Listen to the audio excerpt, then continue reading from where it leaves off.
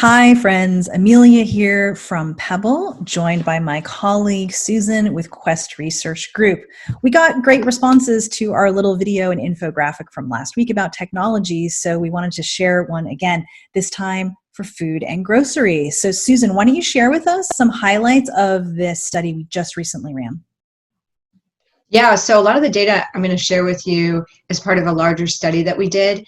And some of these data points are going to sound familiar because other people are talking about this, but we thought it would be good to actually go out there and quantify these trends that we may be hearing about or experiencing personally. And we're focusing right now on what we think are the most relevant data points. We're going to talk about what that means for marketers. So one of the biggest data points that came out of this study, and this is something I'm sure we've all observed, or many people have observed, is that 52% of Americans have reduced the number of trips they make to the grocery store each week as a result of the COVID pandemic. So we're seeing them making fewer trips. And what we're seeing also going along with that is that 36% have told us that because of COVID, they're purchasing groceries online. Another 21% have told us that since the pandemic, they've changed where they shop, and 16% have tried a new store. So we're seeing a lot of change in terms of where consumers are shopping. And Amelia, we were just talking about this, like a key implication for our marketing clients is that you really need to understand what your customers are doing right now, because what they were doing before has more than likely changed. And understanding where they shop now is critical. It's likely to stay this way for a while as the pandemic continues. And where you need to be where you find your customers. So knowing where they are shopping now and where they're likely to be shopping over the next several months, maybe even the next year, is really important. This will be really interesting, I think, Susan, and I agree because probably many of us here can relate to this. I know that we have certainly reduced the number of trips we make per week as a family, and actually where we're shopping on is different, both brick and mortar and online. And when you think about it, it makes sense. Now, in most parts of the United States, going to the grocery store is a much more arduous and longer trip. It's more time consuming. So understandably, people want to minimize the number of trips they have to make because it's taking longer to do those trips. So it's logical to think that many people, in order to reduce the number of trips, may be consolidating. Perhaps, for example, places where you went to multiple grocery stores to buy various favorite items, you may be deciding to concentrate and just buy all your items in a one-stop shop kind of a situation so that you can get in, get all your things, get out, and go home. Yeah, we know a lot of people in the natural organic category, shoppers that consume a lot of natural organic products, shop at various grocery stores. It's not uncommon for them to shop at 2 to 3 grocery stores a week. So those types of consumers, especially, you want to find out what they're doing now. I know in my case, we kind of rotate through. We'll hit Safeway one week, we'll hit Trader Joe's the next, and maybe our specialty local organic store the next week. But we're definitely, like this number represents, we're reducing the number of trips, we're spending more, and we just don't get to some of those stores as often. And we're probably, now that I think about it, we probably have switched. If you look at the actual dollar amounts over a given month, we're probably definitely switching where we're spending our money. Well, let's look at what they are spending that money on. Why don't you take us through these other data points that we found, Susan? Yeah, great. So we're seeing some changes in terms of what they're buying in the store. A couple key trends. One to understand is that they're purchasing new food brands. 1 in 4 told us that since the pandemic, they've purchased a new food brand. I think we've all seen the stores where your favorite brand just isn't there that week. Or, I walked into Safeway one week and there was no produce because there was an issue at the distribution center. Amelia, you have a story about this. I'm laughing, and I'm actually, frankly, a little embarrassed to share this story because it's super bougie. And I recognize that I'm in a very sort of blessed and grateful situation regarding my ability to do this. But Since the pandemic, I have upped my baking game, and I'm a passionate cook and baker. And in fact, it has given me the opportunity to bake bread on a daily basis, which has been really, really wonderful. And I thought to myself before the pandemic started, I was boasting to my husband, we're going to be fine because who bakes with flour anymore? Everyone's going to be looking for loaves of bread, but I'm going to make fresh bread. So we're totally fine. Don't worry. Well, I go to the store, and my favorite flour brand, it's King Arthur. It wasn't there, and I wasn't able to find it. In fact, I couldn't even buy it from them online. They were out.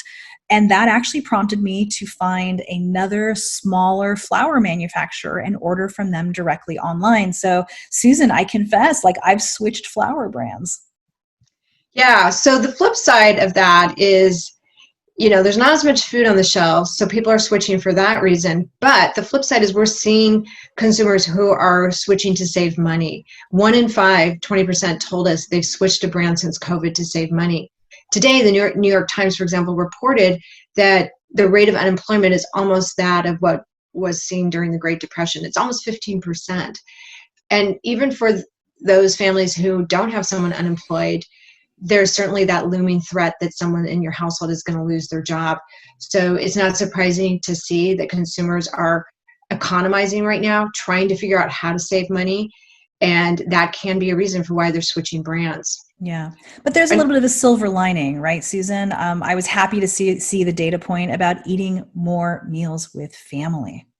Yeah, we're seeing a big uptick in that. 41% are telling us they're eating more with family. Sure, this isn't surprising for those who have families. You're at home, you can't go anywhere. There's no restaurants to shop at or eat at. But yeah, certainly that is a silver lining. And what comes along with eating family meals is cooking more at home. So we're seeing 34%, 1 in 3, telling us that they've learned to cook something new since COVID. I'm that case. My son and I learned to cook bread thanks to Amelia. I gotcha. and actually several other meals.